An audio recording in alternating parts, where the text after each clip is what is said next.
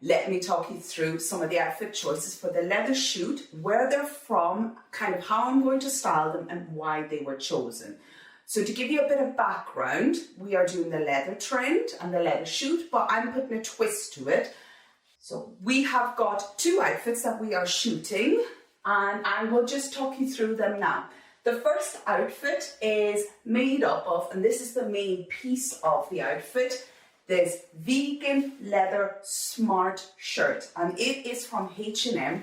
It is quite formal, but if you look at it, it is actually really good quality. You can usually tell that, you know, faux leather is kind of cheap and it's not going to last very well by how thick the actual material is. This is really heavy, it's really thick. It's kind of got this brushed leather effect on the inside, so it's really nice and soft. It's quite heavy and weighty, and you can tell this is going to last a long time.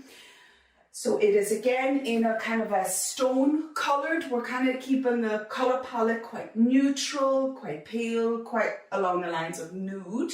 And it is going to be matched with this pair of faux leather trousers from Topshop.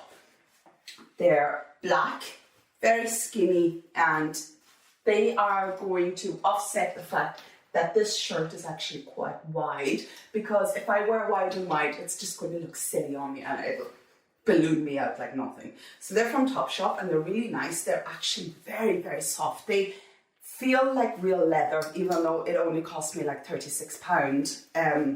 So I think they're really nice. And they've got quite a bit of stretch built into them, which normal leather obviously doesn't do. But this is even better if you want to hide some things or you want it a little bit more skin tight. These trousers are fantastic. They are going to be worn with this pair of faux leather shoes from Zara.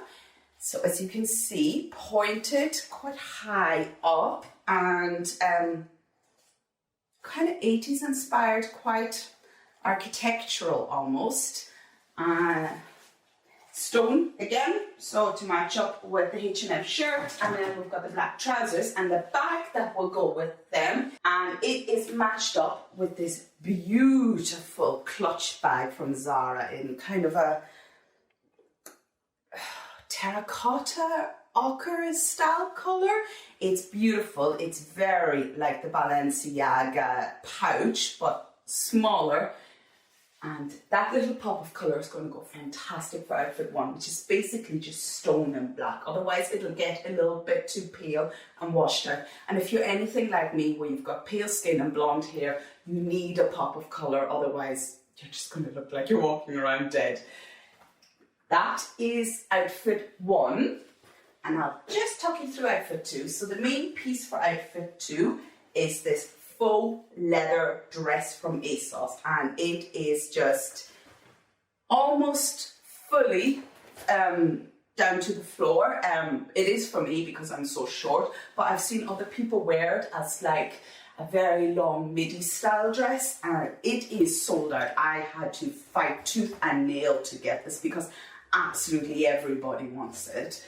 It is really cute. It zips up and down all the way. It's got puff sleeves. It's got a high neck. It's got cinched in empire line waist.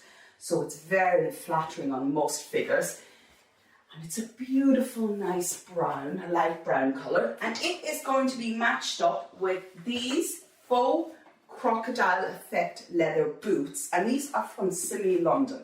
Simi London I've shot a couple of times before on the blog, and they are really great if you want statement shoes but you don't want to pay £200.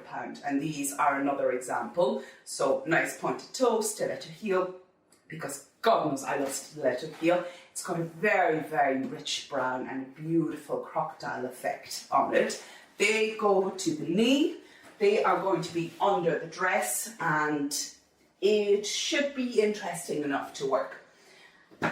And because we don't want too much brown on brown on brown, the bag for outfit number 2 is going to be this beautiful faux crocodile leather effect bag from Mango. It's a nice little tote bag, but it's got a little bit of detailing here, and I'm thinking of wearing it like that. And it's a beautiful amount of white just to offset all the brown. And those are the two outfits for our Hell for Leather editorial. I suppose the only thing left to do is see how it all ends up on the shoot.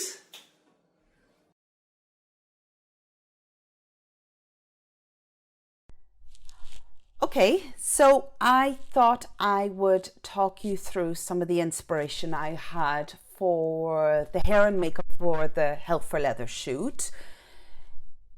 So the first thing I'd done is I went through all the different trends that popped up in regards to hair and makeup that popped up for the autumn winter season. And I'm using a website glowsleeve.com because they're actually really great for breaking the trends down for accessories, for bags, for hair and makeup down to a very granular level. So blushing is a big one for autumn winter. As you can see, Chromat, Ainger and Genny all focused on blushing. There is also quite a bit of an emphasis on bronzing that is happening with Prabha Gurung and Area as well. So that was a big inspiration piece for me. I also focused on brown eyeshadow. Now I done my own little twist to it. I decided I wanted a bit more of an orange tone to it. And for the hair, again, as I said, the biggest, most influential thing was the fact that I wanted it nice and straight and I wanted a center parting. Both of those are all over the catwalk. It's going to be huge.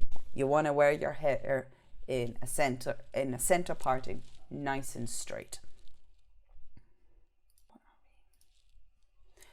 So that's just a little bit about what inspired me and what kind of led to my ultimate makeup choice. I've just talked you through the inspiration for my hair and makeup, and I can just talk you through how I decided to change it. Now, I didn't just want to be a simple brown smoky eye. I wanted to add in a little bit more color and I wanted it to be brighter. So I added in quite a bit of orange and terracotta into it. My lips are quite full, and because the rest of the skin is quite dewy and pale, I thought a pop of color would work. Otherwise, my lips would look really pale and I'd look washed out. For my hair, again, a very simple center parting. Try to have it nice and straight. I have very thick hair, so it's never going to be as finely straight as it is on the Kendall Jenners of the world, but I wanted it nice and straight. That is the hair and makeup choices that I chose, and that's about it. And that is the makeup that we're going to use for the shoot. I hope this was helpful.